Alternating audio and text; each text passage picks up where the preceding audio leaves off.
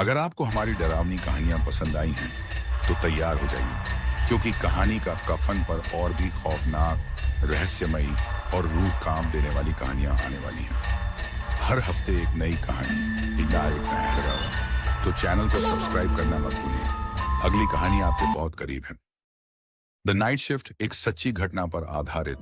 रात की ड्यूटी सबके बस की बात नहीं होती, खासकर जब घड़ी में ठीक 3:15 कोई तुम्हें आवाज दे जो 15 साल पहले ही मर चुकी हो। साल 2009, जगह कोटा, राजस्थान। सिटी हॉस्पिटल का एक पुराना हिस्सा, आईसीयू ब्लॉक सी। अब वो हिस्सा बंद किया जा चुका था, लेकिन कभी कभी इमरजेंसी में स्टाफ को वहां भेजा जाता। उस रात वहां भेजी गई एक नई नर्स, रेनू, 24 साल की, पहली ड्यूटी। निडर थी, मगर उस रात कुछ ऐसा देखा जो उसकी जिंदगी की सबसे डरावनी याद बन गया। रात के ठीक 12 बजे रेनू ने अपनी ड्यूटी स्टार्ट की। आईसीयू ब्लॉक सी की लाइट टिमटिमा रही थी, दीवारों से सीलन टपक रही थी और एक कोने में एक बेड रखा था, खाली बेड, जिस पर रखा था एक पुराना name tag, sister Kavita, deceased. Renu थोड़ी देर तक उसे देखती रही, फिर मुस्कुराई। शायद कोई मजाक कर गया है, उसने खुद से कहा, लेकिन असली मजाक तो अभी बाकी था। रात के ठीक 3:15 लैंडलाइन बजने लगा। आईसीयू ब्लॉक सी में कोई नहीं था, फिर भी फोन। रेनू ने हिम्मत करके रिसीवर उठाया। हेलो।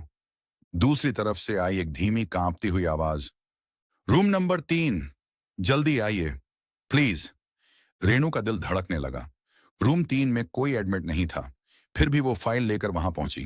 दरवाजा आधा खुला हुआ था और अंदर एक नर्स खड़ी थी, सफेद यूनिफॉर्म में, लेकिन उसका चेहरा अंधेरे में छुपा हुआ था। रेनू ने धीरे से पूछा, मैम, आप कौन हैं? उस नर्स ने कोई जवाब नहीं दिया, सिर्फ हाथ से इशारा किया आईसीयू की तरफ और फिर कहा, वो अब भी जिंदा है। अगले ही पल बिजली चली गई। रेनू डर के मारे पीछे हटी और जैसे ही लाइट वापस आई, कमरा पूरी तरह खाली था। न कोई नर्स, न कोई फाइल, कुछ नहीं। डरी हुई रेनू भागकर कंट्रोल रूम पहुंची। पेशेंट रजिस्टर देखा, रूम 3 पूरी तरह खाली दिखा और फाइल्स में सिस्टर कविता नाम की कोई नर्स कभी थी ही नहीं। अगले दिन एक बुजुर्ग वार्ड बॉय ने बताया, मैडम, 15 साल पहले इसी आईसीयू में एक नर्स की हत्या हुई थी। रात की ड्यूटी के दौरान ठीक 3:15। उसका कातिल कभी नहीं मिला। और फिर वो धीरे से बोला, कहते हैं हर रात 3:15 आईसीयू ब्लॉक सी का फोन आज भी बजता है, लेकिन उस लाइन के दूसरी तरफ कोई इंसान नहीं होता। रेनू ने उस दिन के बाद कभी आईसीयू ब्लॉक सी में ड्यूटी नहीं की। आज भी अगर आप सिटी हॉस्पिटल कोटा के पास से रात को गुजरें और अगर किसी खाली कमरे से फोन बजने की आवाज आए, तो याद रखिए, उसे उठाइए मत, क्योंकि उस फोन के दूसरी तरफ शायद कोई अब भी मदद मांग रहा हो, जो कभी मिली ही नहीं।